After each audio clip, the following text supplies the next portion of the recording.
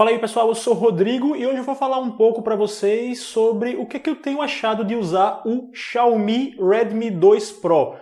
Eu já tinha feito a análise do Redmi 2, a versão comum aqui no canal, o link vai aparecer na tela nesse exato momento, e para vocês que estão por fora, esse telefone aqui é basicamente a mesma coisa, só que com duas mudanças. Ele tem o dobro de armazenamento interno, agora são 16 GB contra 8 GB do Redmi 2, e agora ele tem o dobro de memória RAM, 2 GB contra 1 GB do Redmi 2.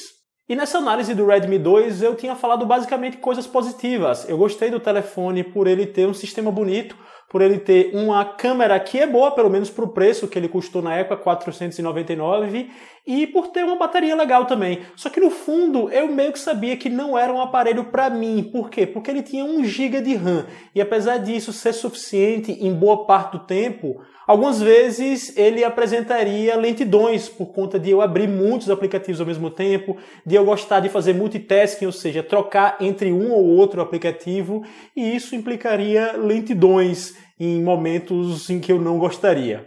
E a boa notícia é que com o Redmi 2 Pro eu posso dizer que o aparelho é suficiente para que eu use as coisas que eu quero usar sem muitas limitações. No dia a dia eu tenho aberto todos os aplicativos de que eu preciso aqui sem sofrer com lentidões, pelo menos na maior parte do tempo. Então isso é legal. Eu só acho que no fundo não foi muito legal a Xiaomi ter chamado o Redmi 2 Pro de monstrão nas propagandas via redes sociais. Vocês que seguem a empresa no Twitter ou no Facebook devem ter visto, né? O Redmi 2 ficou monstrão quando saiu o Pro. Eu sei que é uma expressão que está famosa na internet com o Léo Stronda e outros youtubers, mas para algumas pessoas que estão menos antenadas nesse movimento pode dar uma impressão de que é um aparelho super potente e super veloz, alguma coisa mais próxima de um top de linha. E não é.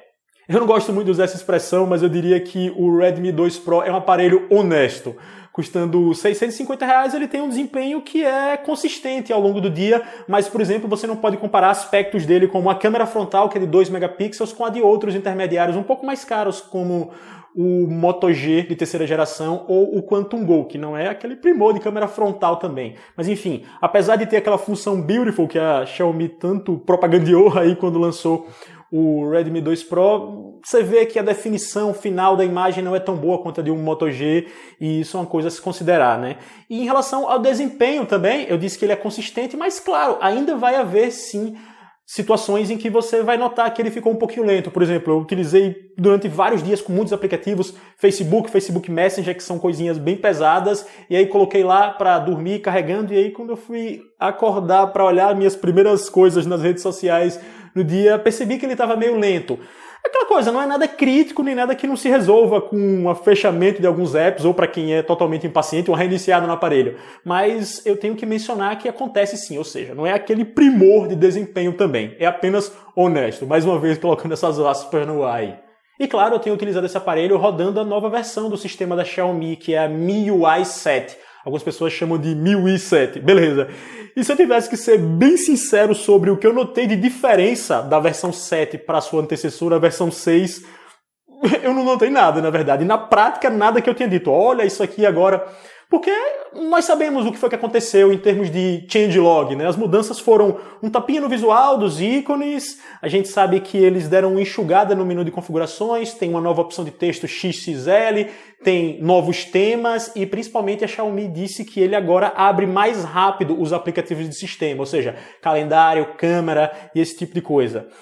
E eu não percebi isso, mas não é no sentido negativo que eu falo, porque eu já achava que ele abria, por exemplo, os aplicativos de sistema com boa velocidade. Agora, eu não duvido que eles estejam abrindo mais rápido, mas certamente é uma diferença mais técnica do que prática. Então, assim, eu já curtia a velocidade com que ele abria os apps e agora talvez esteja mais rápido mesmo, mas eu não noto muita diferença. Mais uma vez, eu sei que houve mudanças aí, mas na experiência mesmo não é uma coisa que você vai olhar e vai dizer, olha, isso aqui é novo, isso aqui é, sabe? Não.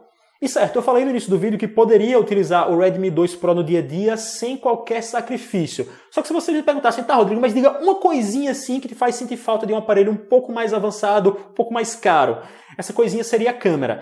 Eu, claro, já elogiei a câmera do Redmi 2, só que eu acho que a gente tem que levar em consideração que é um elogio considerando o preço dela. Por R$500, que era o valor do Redmi 2 na época do lançamento, o que a gente tinha de concorrência? Moto G de segunda geração. Algumas pessoas até dizem que é melhor, mas eu preferia o resultado final das fotos do Redmi 2. Ou Moto E de segunda geração, a câmera do Redmi 2 e a do Redmi 2 Pro, que é a mesma coisa, é superior, né? Só que aí, claro, é uma câmera boa, só que eu poderia ter uma coisinha melhor. Por exemplo, a câmera do Moto G3 aqui me deixaria bem mais satisfeito. Não é uma coisa drástica, né? É uma coisa só para quem gosta muito de tirar fotos com o celular e quer tirar fotos de coisas em movimento, por exemplo. O modo HDR aqui do Redmi 2 Pro é bem lento, ele tem bons resultados, mas demora pra caramba para finalizar a foto. Isso pode ser a diferença entre você tirar uma boa imagem e uma má imagem. Mas enfim, é um aparelho de R$650, né? A gente tem que deixar isso bem claro. De resto, esse é um telefoninho bem bom de usar. O sistema, como eu já falei, é bem bonito.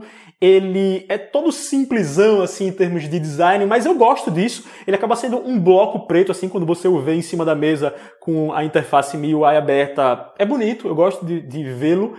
E como eu disse, não é um aparelho super potente, mas ele pode fazer várias coisas. Por exemplo, ele tem o Snapdragon 410, que é um chip ok, né, para o segmento intermediário, com 2 GB de RAM. Então ele vai rodar jogos pesados? Vai. Mas não dá para dizer também que é um aparelho para jogos. Ele vai fazer isso, mas quem for comprar um Redmi 2 Pro tem que ter noção de que tipo de aparelho você está pegando. É um intermediário mesmo, né? Não é um intermediário avançado, nem um avançado. Então essa coisa de monstrão aí, acho que não cabe muito aqui. Enfim, a gente perdoa aí porque a gente sabe que em termos de marketing vale tudo.